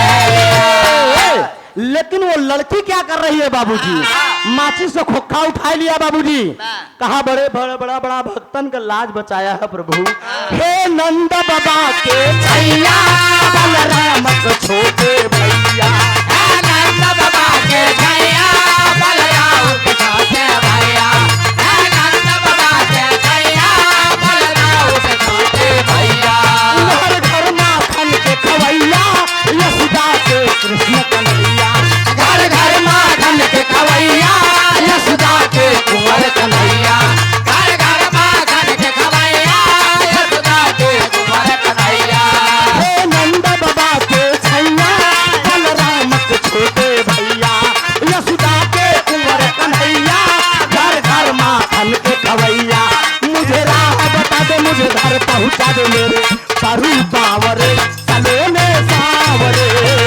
ओ मेरे सावरे सलोने सावरे ओ मेरे सावरे सलोने सावरे ओ मेरे सावरे। माचिस को खोखा ले के बिटिया बाबूजी लगी चूमे कहा प्रभु द्रौपदी की लाज आपने ही बचाया है। सभा बीच में दुशासन खींच रहा था, आपने ही आबरू सबला की बचाई है। एक अबला की आबरू बिकने जा रही है प्रभु, क्या आज नहीं बिचेगी? इतने में शहनाज आवाज देती कि क्या कर रही हो कुसुम, आ जाओ। आ गई माँ। महफिल में वो बिटिया पहुंच गई बाबूजी। सब लोग साली दारू के बोतल में नशे में एकदम मस्त इंग्लिश छान के एकदम बैठे हैं बाबूजी। बिटिया महफिल में पहुंच गई, भाव लग मुजरा करे लगी दोस्त। मुजरा नंबर 2।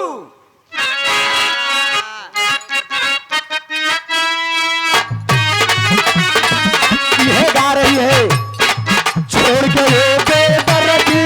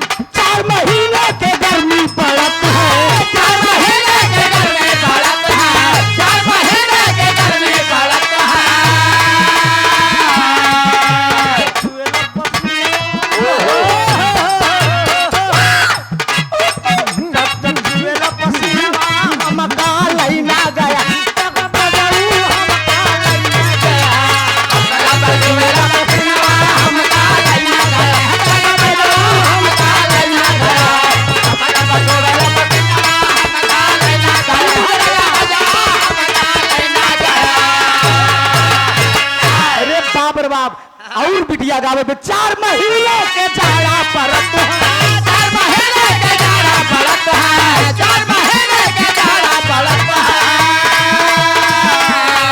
हर कांपेला बदन।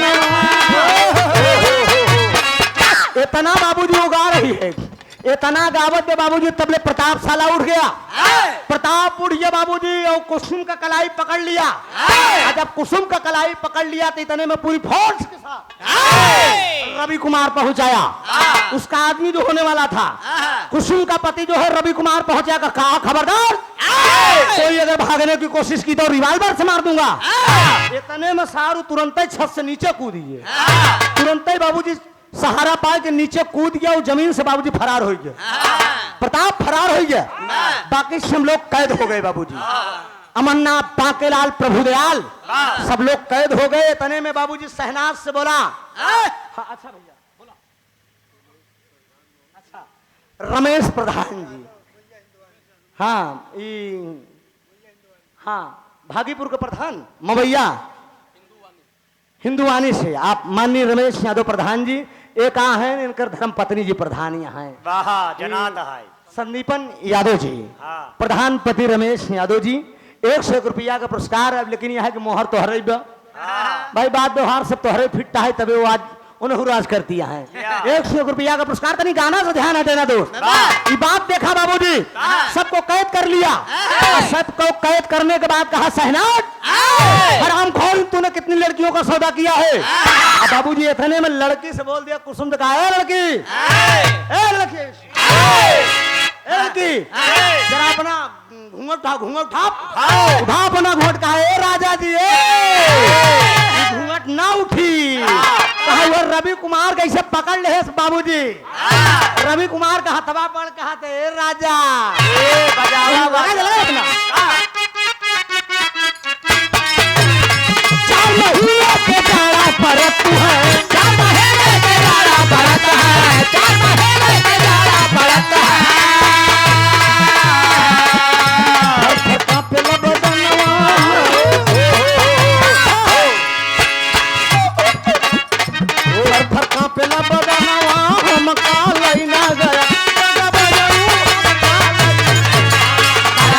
काला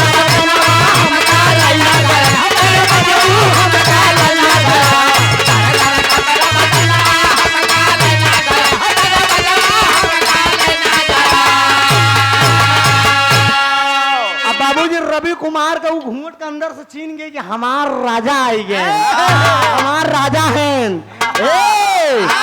पकड़ ले कहा घूंघट ना उठी हो। अब बाबूजी कहा उठाओ घूंघट अपना।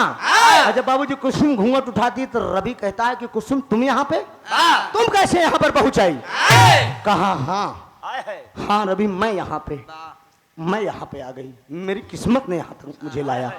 कहा कैसे पहुंचाई? कहा मुझे अमरनाथ, बांकेलाल, प्रभुदयाल, प्रताप ये सब बिल कर लेकर 50,000 रुपए में बेच डाले।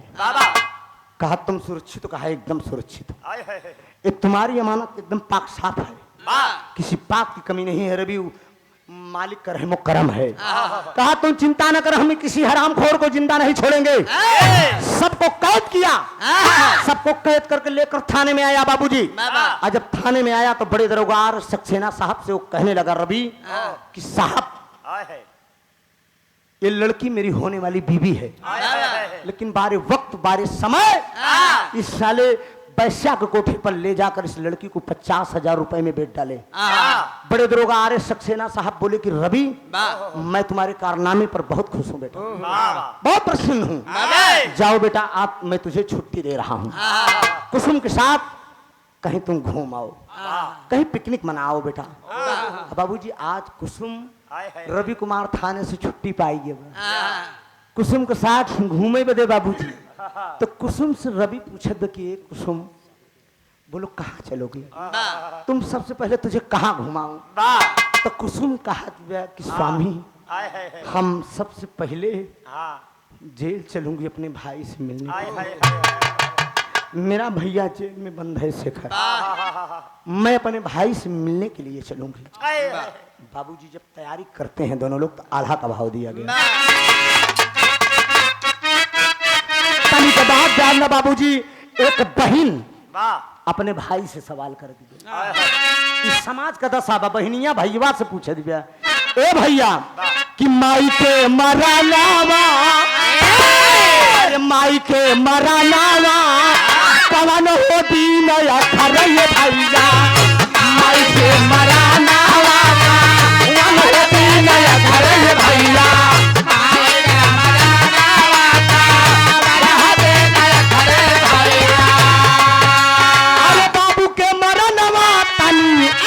बतावा पीरना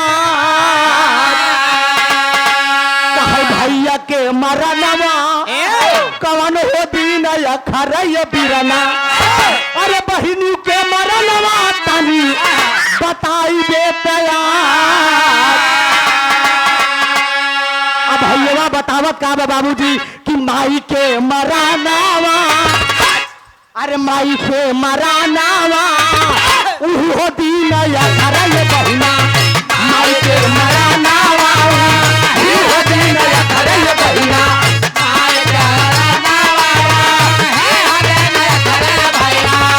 जय दीन पे दावन में भूख लगी जाए, जय दीन पे दावन में भूख लगी जाए, जय दीन पे दावन में भूख लगी जाए। मतारी के मरण ओह दिन अखरत बाबूजी, औलाद के जौने दिन से पेटवा के पेट में भूख लग जाए। कहे भैया और कहे बाबू के मरानावा, अरे बाबू के मरानावा उही हो दीन अखरय बहिना, बाबू के मरानावा उही हो दीन अखरय बहिना, बाबू के मरानावा हो दीन अखरय बहिना। अरे जहि दिन कर दीदार सुरभान दुआरी आई पठार। बाप कर रहते भाई साहब औलाद के सिर पर कर्जा न रह जाई, चाहे जवन कर्म करी बाप लेकिन कर्जा चुकाई दे बाबूजी। अरे भाई के मरानावा, अरे भैया के मरानावा उही होती दया करे भैया, भैया के मरानावा है दया करे भैया, भैया के मरानावा है दया करे भैया।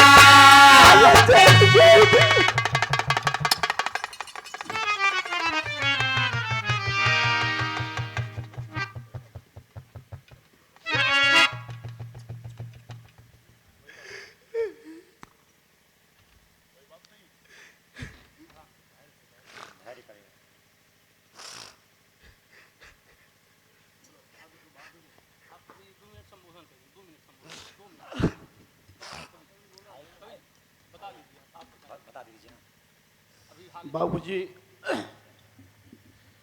मेरी भी हालत कुछ बोलने की नहीं है। अभी कुछ दिन पहले छोटे भाई त्रिभुवन जी के बड़े भाई आदरणीय हरिश्चंद्र यादव जी हम सबके बीच में नहीं रहे। बात आने पर कभी न कभी वो चीज़ें याद आ जाती हैं। आइए, ऐसा भाव आया, भाई भाई होता है, बहन बहन होती है, माँ माँ होती है। आइए बहादुरो। अरे भैया के मराना उही होती दवा करे भैया, भैया के मराना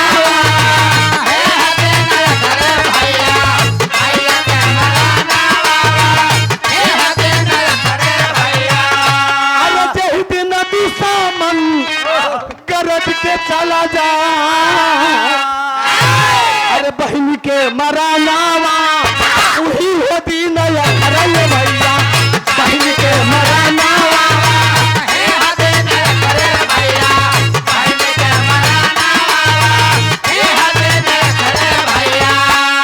अरे जही दिन रखी के भाई हरयावते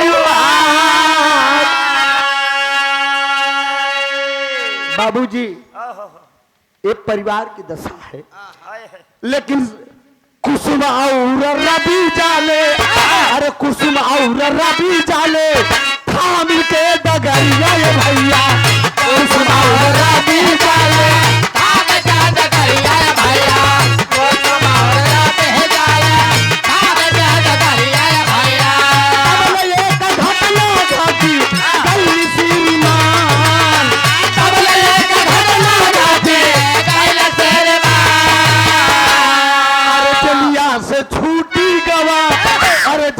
से छूटी गवा से खराबी नवाए भैया, से छूटी गवा से खराबी नवाए भैया,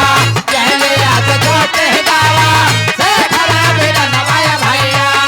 अरे घरवा की ओरी बाबू अब किया है बयान। आज वो वक्त आया, वो समय आया बाबूजी की शेखर जेल से छूटकर घर की तरफ आ रहा है, लेकिन प्रतापशाला 3 मंजिले से कूद कर जो भागा था वो रास्ते से चला जा रहा था। शेखर जब प्रताप को देखा तो कहा, साले तेरे कारण हम जेल गए हैं, तुझे हम जिंदा नहीं छोड़ेंगे। इतने में बाबूजी प्रताप समझ गया कि ये किसी न किसी दिन मैं इसको झूठा इल्जाम में जेल भेजा हूँ, चोरी का इल्जाम लगाकर किसी न किसी दिन ये मेरे ऊपर गोली चला सकता है। वह बाबूजी उठाता है, प्रताप उठाकर पिस्टल बाबूजी शेखर के ऊपर चला दिया। शेखर के सीने में लग गई गोली बाबूजी और वो जमी पे गिर गया।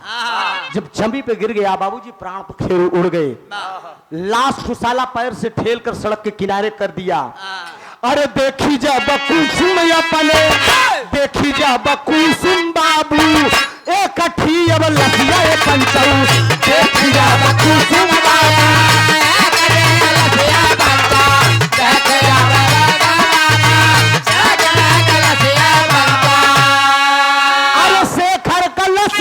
बाबू अब गैली हो देखा। अरे पीटी पीटी छतिया रोवई, पीटी पीटी छतिया रोवई, कुसुमा बहिनिया ये पंचऊ, छतिया रोवई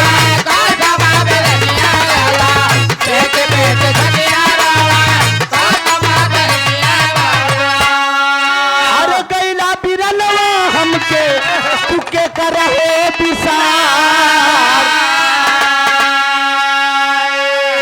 रास्ते में पड़ी। जब लाश को कुसुम देखती है बाबूजी तो पलट के जब चिन्हती है तो भाई की लाश है। भाई की लाश जब शेखर की लाश देखती है बाबूजी तो छाती पीट पीट कर वो लड़की रोने लगती है। कहती कि भैया गरीबी में मैंने इतना दुख उठाया और आज जब सुख का दिन आया तो तू भी मेरा साथ छोड़कर चला गया। आखिर में बाबूजी अपने पति की मदद से, रवि की मदद से अपने भाई की लाश को उठाती है बाबूजी। वाह। उठवाने के बाद ले जाकर बाबूजी घाट पर उदार संस्कार अपने भाई का करती है। ओहो। आखिरी भाव दिए, वाह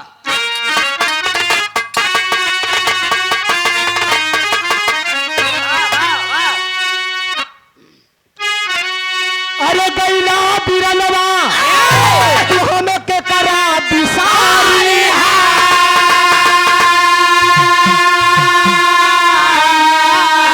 अरे कुसुमा बहिनिया का डोलिया सवारी हो, कुसुमा बहिनिया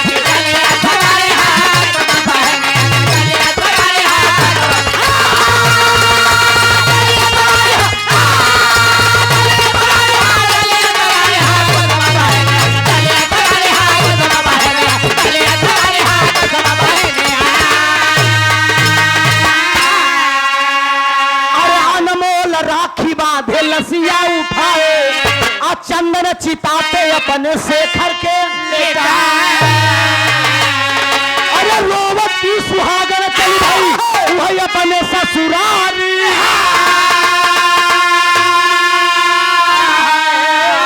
अरे कुसुमा बहिनिया का अब डोलिया सवारी हो।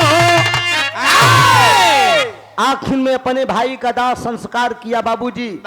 दाह संस्कार करने के बाद लौटकर दोनों लोग आते हैं, कुसुम और रवि एक मंदिर में जाकर शादी करते हैं बाबूजी। रवि कुमार कुसुम के मांग में सिंदूर भर देता है और उसके बाद दोनों जाकर कोर्ट मैरिज कर लेते हैं। कानून के तहत कोर्ट मैरिज करके बाबूजी आज भी राजस्थान के अंदर रहकर उसी रामपुर गांव के अंदर वो रवि कुमार और कुसुम अपनी जिंदगी बिता रहे हैं। ये मेरे गाने का भाव था, एक गरीब की बहन बेटियों के साथ, एक गरीब इंसान के साथ कितना बड़ा पूंजीपति लोग व्यवहार करते हैं दोस्त। आखिरी भाव है, उठो जवानों होश में आओ भारत की आवाज, कबीर हैदर अली कहे त्रिभुवन पे हमको, अरे राम बहिन का के सजाए डोलिया, अरे भाइयों होश में आओ त्रिभुवन नाच जगाए, बहिन का के सजाए डोलिया।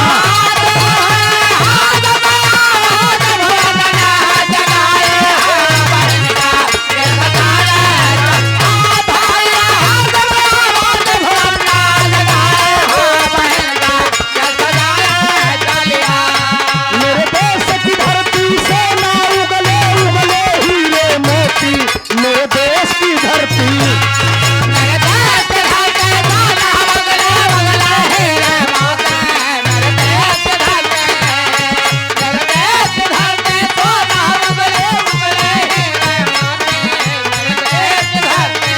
मेरे देश की लड़की पहल के वर्दी हुई पुलिस में भर्ती, मेरे देश की लड़की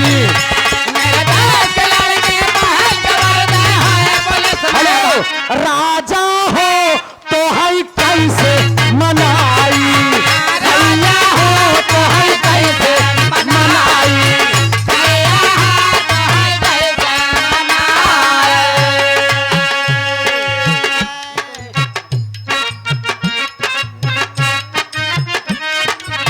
महेंद्र रसीदा जी गायक कलाकार हमारे जनपद के बड़े अच्छे कलाकार हैं। भावुक हो गए भाई भी, क्या करें जिंदगी है साथियों। 13 नवंबर को बड़े भाई का देहांत हुआ और 14 नवंबर को प्रतापगढ़ में प्रोग्राम था। सन 2022 मंच पे बता रहा हूं, मेरी जिंदगी का सबसे दुखद घटना था, ये जान लीजिए।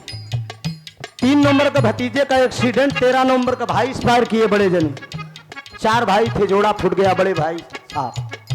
25 नवंबर को मेरे जौनपुर जिला में कार्यक्रम था, प्रीतिपाल जी से गा के लौटे थे ललई राम मंत्री जी के यहाँ। टाइम यही था, हमारी स्कॉर्पियो लड़ी, ध्वस्त हो गई पूरी। भाई के गम में इंश्योरेंस भी खत्म हो गया था, नहीं करा पाए, गाड़ी लड़ गई, लेकिन मालिक का रहमो करम था, पार्टी के किसी कलाकार को चोट तक नहीं लगी। गाड़ी तो बन गई, आज फिर आप लोगों के बीच में चल रही है। 31 दिसंबर को मेरी बेटी स्कूल जा रही थी, मालिक के रहमो करम से एक बेटी है, और नीतू ही नाम मेरे बेटी का है, नीतू राज जी, यही नाम मेरी बेटी का भी है। दीपू बड़े वाले बेटे का नाम है, दीपांशु छोटे वाले बेटे का नाम। रहमो करम चारों भाइयों के पास बराबर संतान है, एक एक बेटी और दो दो बेटा। बिटिया स्कूल जा रही थी, वो लड़ गई, साइकिल से जा रही थी, अचानक बिरिकमारी विक्रम में जाकर सर टकरा गया, बेहोश हो गई। खबर पाए तुरंत भाग के गए। जाते जाते 2022 दुख दे कर गया, और मैं रोक रहा था बेटी को स्कूल मत जाओ, ये साल ठीक नहीं है, लेकिन कहा नहीं पापा मैं जाऊंगी। हमने कहा जाओ, लेकिन 2022 बहुत हमारे लिए दुखद था, लेकिन अब ठीक है। अब जो चला गया वो वापस नहीं आएगा दोस्त। पीतल वाले पनमा जब आई गई जवानी, पीतल वाले काफी लोग सवाल भी करते हैं मुझसे, त्रिभुवन जी आप बहुत दुबले हो गए। हमने कहा क्या करूं, इतनी परिस्थिति से गुजरा, कौन नहीं दुबला जाएगा। कितना भी खाऊं लेकिन भाई का चिंता तो बना ही रहता है, सर पर पूरा बोझ है परिवार का। बीतल वाले पनवा जब आई गई जवानी, बीतल वाले पनवा जब आई गई जवानी, बीतल वाले पनवा जब आई गई जवानी।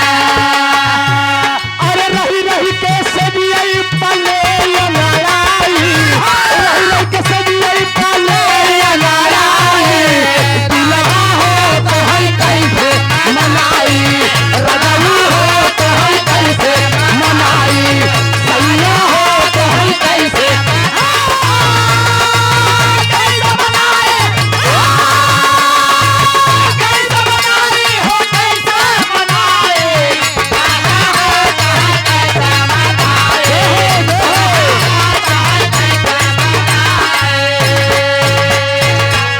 कार्यक्रम समापन पे है। नीतू जी की तरफ से कार्यक्रम समाप्त हो गया है। हम चाहेंगे कि हमारे बीच में आपके क्षेत्र की बिटिया आई है, प्रिया पंखुड़ी। रात से पूरी बिटिया बैठी है और फोन पे बात किया, कहा गुरुजी प्रोग्राम आपका हमारे क्षेत्र में। हमने कहा हाँ, हम क्या आओ बिटिया, तो आई। हमने कहा बैठी रहना तुम, सुबह तुमको एक गीत गवाऊंगा अपने मंच पे। जब हम लोग आप लोग नहीं सहयोग करेंगे तो ये बच्चे कहाँ गाएंगे। एक ताली बिटिया के लिए बजाइए, हम खड़ा कर दें। आओ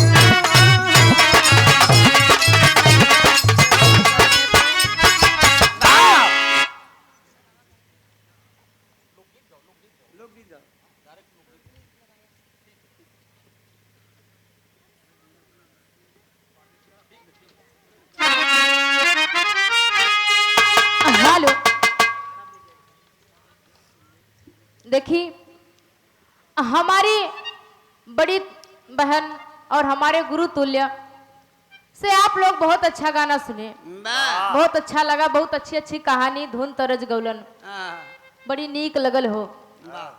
हम बिरहा गायिका प्रिया पंखुड़ी देवदाना एंड ललचाहा की धरती से सभी लोगों को एक सोने प्रणाम करती हूँ, और हमारे बगल में बैठी हमारी बड़ी बहन को बार बार प्रणाम करती हूँ, और हमारे गुरु तुल्य आप त्रिभुवन नाथ यादव, मैं आपको बार बार प्रणाम करती हूँ। आई मास्टर।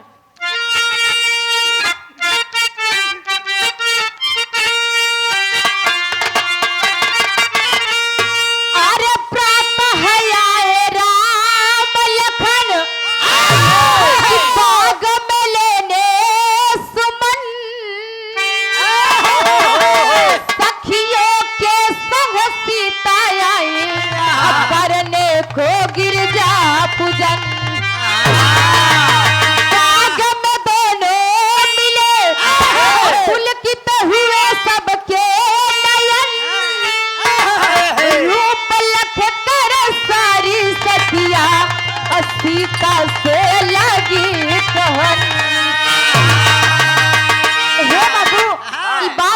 है जब मई गिरजा मई सीता गए रही बगिया में जब दर्शन करे मई गिरजा के उही समय की बात है जब दर्शन करे गए रही तो उही समय भगवान राम वही बगीचा में आयल रहे और जब भगवान राम के सुंदर सम्मुख देखली उनकर सखी लोगन तो उनकर सखी लोग सीता से कहत है का कहत है बहुत अच्छे अरे सावली सूरतिया ये नकर अरे सावली सूरतिया ये नकर मोहनी मूरतिया सखिया तोहरे जोगना कि सखिया तोहरे जोगना जोड़ी बढ़िया जीवन सखिया जोड़ी बढ़िया जीवन सखिया सखिया तोहरे जोगना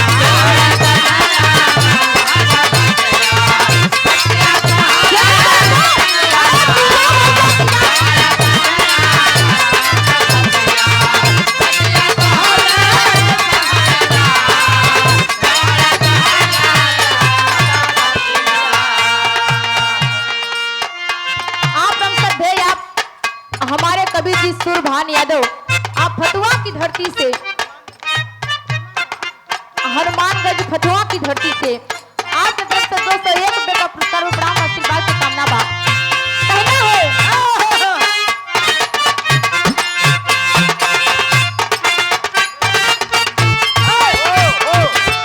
भाला के कमो है नाही रूपवा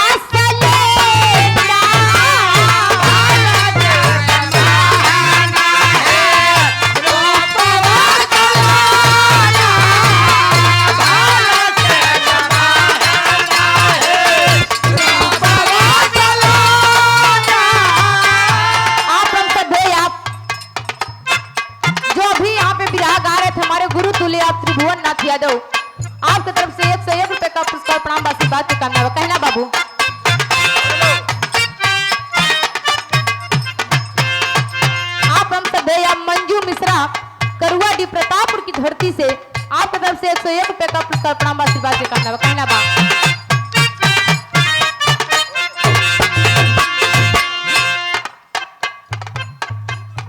आप हम सदैव आप हमारे गुरु तुल्य हमारी बड़ी बहन आप नीतू राज आपकी तरफ से 51 रुपए का पुरस्कार प्रणाम आशीर्वाद की कामना बा हम बच्चे जहाँ पे निकलने में कामयाब हो कहना बा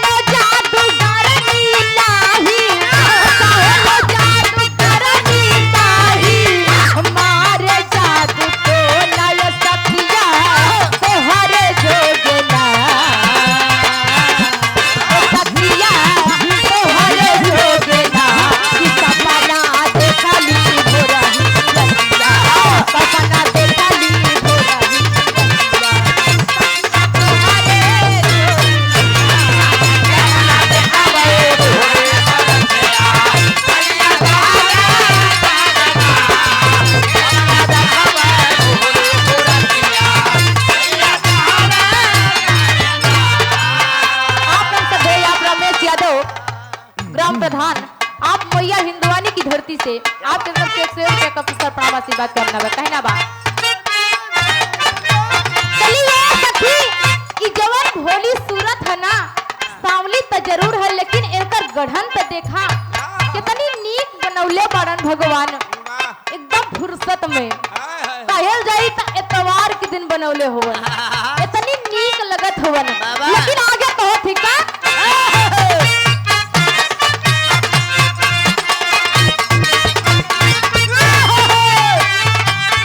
छाती से रचाई सन भाले उमर लारी कैया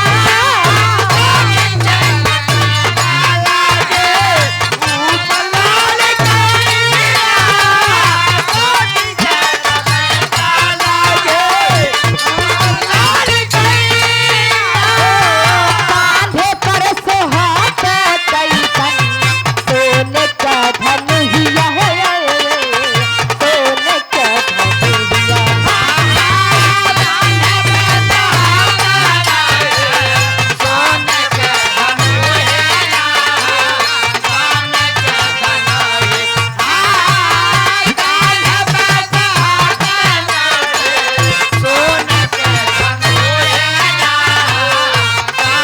आप हमसे भैया बबलू पटेल गोपालीपुर की धरती से आपकी तरफ से क्या का पुरस्कार प्रणाम आशीर्वाद कामना बा कहना बा कांधे पर सोहात कांधे पर सोहात सोने का धनुहिया सखिया तोहर जोगना हो सखिया तोहर जोगना एलकर मधुरी एलकर मधुरी सखिया तोहर जोगना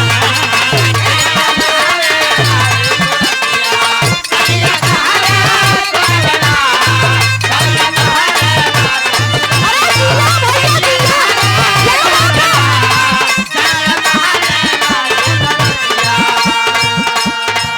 चलिए सखी हवन तो छोटे छोड़ लेकिन देखी ना कांधे पर कितना गजब के लगत है इनका लोग के धनुया लेकिन अंतिम और